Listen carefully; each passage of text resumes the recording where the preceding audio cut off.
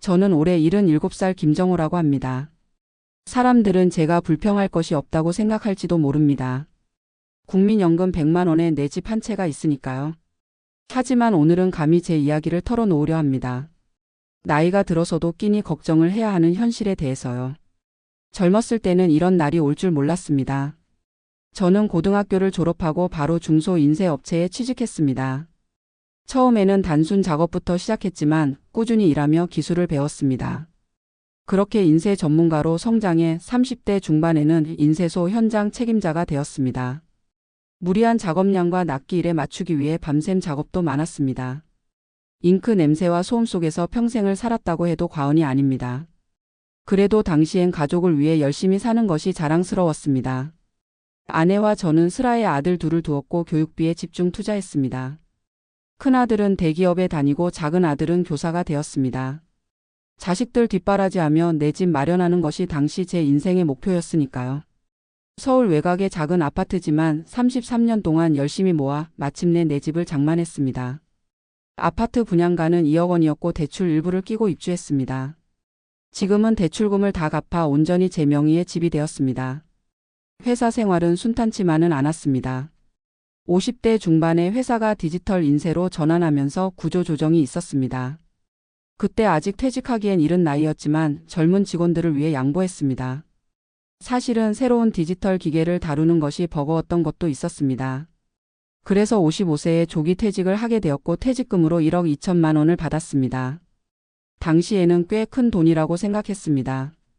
그 돈으로 남은 집 대출을 갚고 작은 아들 대학 등록금도 지원했습니다. 남은 돈은 노후를 위해 저축해 두었습니다. 국민연금은 27년간 성실히 납부했습니다. 하지만 초기에는 금액이 적었고 나중에야 제대로 된 금액을 납부했기에 연금액이 많지 않습니다. 현재 매월 100만 원 정도를 받고 있습니다. 퇴직 후에도 계속 일을 했습니다. 처음에는 작은 인쇄소에서 파트타임으로 일했습니다. 하루 6시간씩 주 5일 근무로 월 120만 원 정도 벌었습니다. 그때는 연금에 일당을 더해 그럭저럭 살았습니다. 하지만 65살이 넘어가면서 체력이 따라주지 않았습니다. 특히 오래 서 있는 것이 힘들어 무릎 통증이 심해졌습니다. 68살까지 일했지만 결국 건강 문제로 완전히 일선에서 물러나야 했습니다. 그 후로는 국민연금 100만 원이 주 수입원이 되었습니다. 집이 있어 월세 걱정은 없지만 관리비, 난방비, 전기세 등의 고정 지출이 만만치 않습니다. 특히 겨울철 난방비가 무섭습니다. 지난 겨울에는 가스비가 35만 원까지 나온 적도 있었습니다. 그때는 정말 놀라서 이후로는 거실 난방을 끄고 침실만 아주 약하게 틀었습니다.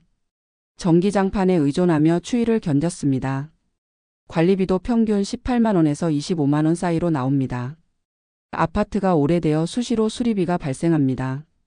얼마 전에는 수도 배관이 새서 갑자기 60만 원이 들어갔습니다. 예기치 못한 지출이 생길 때마다 가슴이 철렁합니다. 의료비도 큰 부담입니다. 저는 고혈압, 당뇨, 관절염을 앓고 있습니다. 한 달에 병원비와 약값으로 8만 원 정도 듭니다. 건강보험이 있어 많이 절감되지만 그래도 노인에게는 큰 부담입니다. 특히 한 번씩 검사를 받을 때는 더 많은 비용이 듭니다.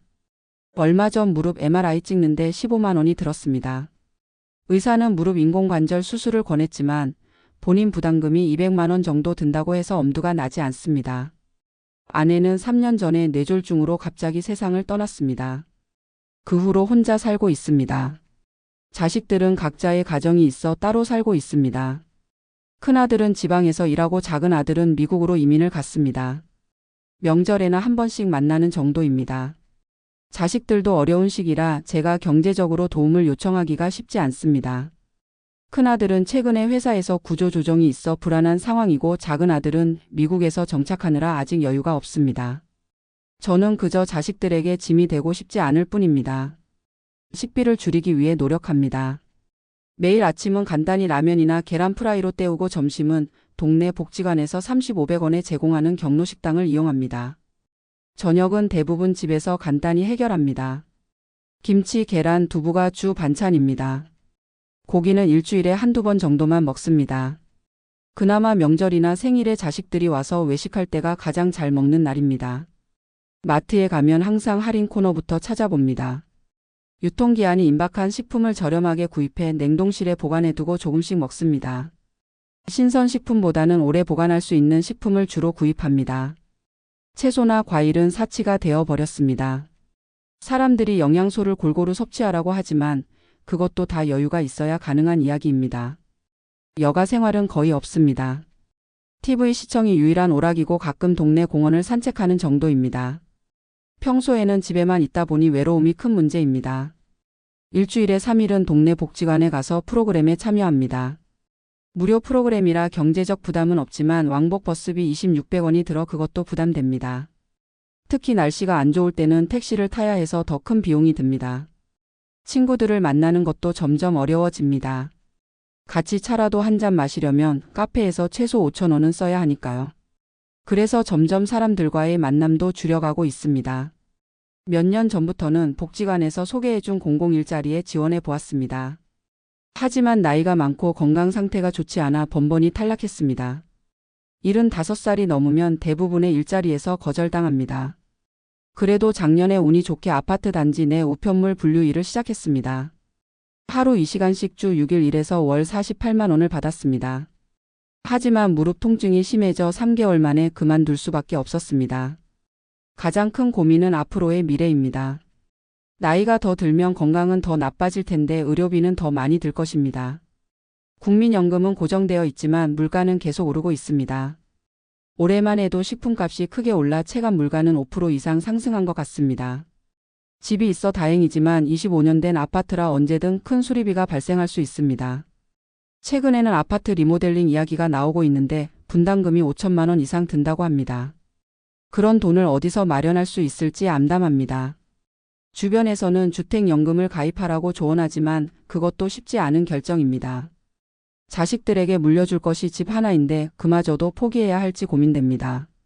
이런 상황에서 정부 지원을 알아보았습니다. 기초연금을 신청했지만 국민연금이 100만 원이 넘어 받을 수 있는 금액이 5만 원에 불과했습니다. 그나마도 복잡한 서류 작업과 심사 과정을 거쳐야 했습니다. 기초생활수급자 신청도 해봤지만 소득인 정액이 기준을 초과해 탈락했습니다. 집이 있다는 이유로 많은 복지 혜택에서 제외되는 현실이 답답합니다. 일각에서는 집이라도 있으니 다행이라고 말합니다. 맞는 말입니다. 집이 없었다면 더 힘들었을 것입니다. 하지만 집을 갖고 있다고 해서 당장의 생활비가 해결되는 것은 아닙니다. 집은 먹을 수도 없고 현금화하기도 쉽지 않습니다. 더 작은 집으로 이사하는 것도 고려해봤지만 그러면 익숙한 환경을 떠나야 하고 이사 비용도 만만치 않습니다. 지금의 집에는 30년 넘게 살아온 추억과 정이 있습니다. 이웃들도 오랫동안 알고 지낸 사람들이라 서로 의지가 됩니다. 젊은 시절에는 노후 걱정 없이 살 줄 알았습니다. 열심히 일했고 국민연금도 성실히 납부했으며 내 집도 마련했으니까요. 하지만 현실은 달랐습니다. 물가 상승률을 고려하지 못했고 의료비가 이렇게 부담될 줄 몰랐습니다. 무엇보다 이렇게 오래 살게 될 줄 예상하지 못했습니다. 제 부모님은 70 초반에 돌아가셨기에 저도 그 정도로 생각했습니다. 하지만 의료 기술의 발달로 평균 수명이 늘어나면서 준비해야 할 노후 기간도 길어졌습니다. 요즘 젊은이들에게 조언하고 싶습니다. 노후 준비는 빠를수록 좋습니다. 국민연금만으로는 충분하지 않으니 개인연금이나 다른 저축수단을 꼭 마련하세요. 또한 건강관리에 투자하는 것이 최고의 노후 대비입니다. 건강을 잃으면 모든 저축이 의료비로 사라질 수 있습니다. 지금 생각해보면 조금 더 일찍 노후를 준비했더라면 좋았을 것입니다. 당장의 생활과 자녀 교육에 집중하다 보니 정작 내 노후는 뒷전이었습니다. 작은 금액이라도 꾸준히 저축했더라면 지금 상황이 달라졌을 것입니다. 저는 이제 새로운 해결책을 찾고 있습니다. 우선 건강을 위해 매일 아침 동네 공원을 걷기 시작했습니다. 운동을 하면 의료비도 줄일 수 있을 것 같습니다. 복지관에서 무료로 제공하는 건강검진과 프로그램도 적극 활용하고 있습니다. 최근에는 글쓰기 교실에서 제 인생 이야기를 기록하기 시작했습니다. 경제적으로는 작년부터 텃밭 가꾸기를 시작했습니다. 아파트 단지 내 작은 텃밭을 분양받아 상추, 고추, 방울토마토 등을 직접 재배합니다. 신선한 채소를 먹을 수 있어 건강에도 좋고 식비도 조금 절약됩니다. 무엇보다 정서적으로 큰 위안이 됩니다. 최근에는 동네 어르신들과 품앗이 형태의 공동체를 만들었습니다. 각자 가진 재능을 나눠 서로 도움을 주고받습니다. 제가 인쇄업에서 일했던 경험을 살려 간단한 문서 작업을 도와드리면 다른 분은 반찬을 나눠주시고 또 다른 분은 집안 수리를 도와주십니다. 이렇게 서로 돕는 관계가 정서적으로도 큰 의지가 됩니다. 또한 구청에서 운영하는 노인 상담 프로그램에 참여해 심리적 안정을 찾고 있습니다. 나이 들어 혼자 사는 것의 외로움은 생각보다 큰 문제입니다.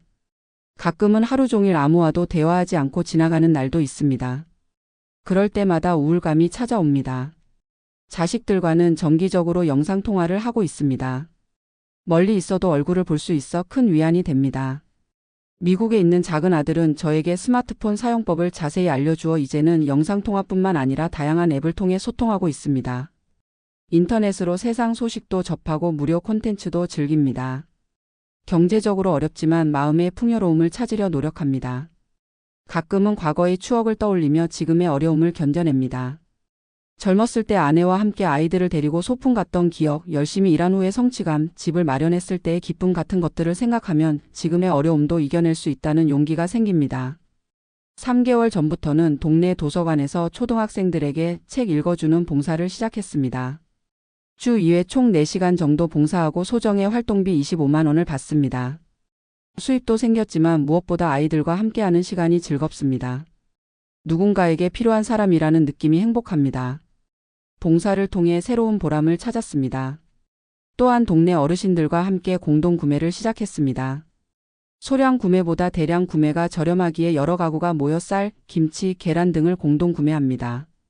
이렇게 서로 돕는 관계를 통해 경제적으로도 정서적으로도 도움을 받고 있습니다. 제 이야기를 들어주셔서 감사합니다. 누구나 나이 들면 겪을 수 있는 이야기입니다. 저는 그래도 집이 있고 연금이 있어 다행이라고 생각합니다. 많은 노인들이 저보다 더 어려운 환경에서 살고 계십니다. 우리 사회가 노인 문제에 더 관심을 가져주었으면 합니다. 지금의 젊은이들도 언젠가는 노인이 됩니다. 노인을 위한 사회는 결국 모두를 위한 사회입니다. 저는 앞으로도 제가 할 수 있는 일을 찾아 스스로의 삶을 개선해 나갈 것입니다. 나이가 들었다고 포기하지 않고 새로운 도전을 계속할 것입니다. 저의 이야기가 비슷한 상황에 계신 분들께 작은 위로와 희망이 되었으면 합니다. 그리고 젊은 분들께는 노후 준비의 중요성을 알려드리고 싶었습니다. 마지막으로 드리고 싶은 말은 돈이 전부는 아니지만 없으면 정말 힘든 세상이라는 것입니다. 젊을 때부터 꾸준히 준비하시기 바랍니다. 하루하루 감사하며 살아가는 것이 제 남은 인생의 목표입니다. 오늘도 감사한 마음으로 하루를 시작합니다. 비록 끼니 걱정을 하며 살지만 아직 건강히 살아있음에 감사합니다. 내일은 오늘보다 나은 하루가 되길 기대하며 오늘을 마무리합니다. 감사합니다.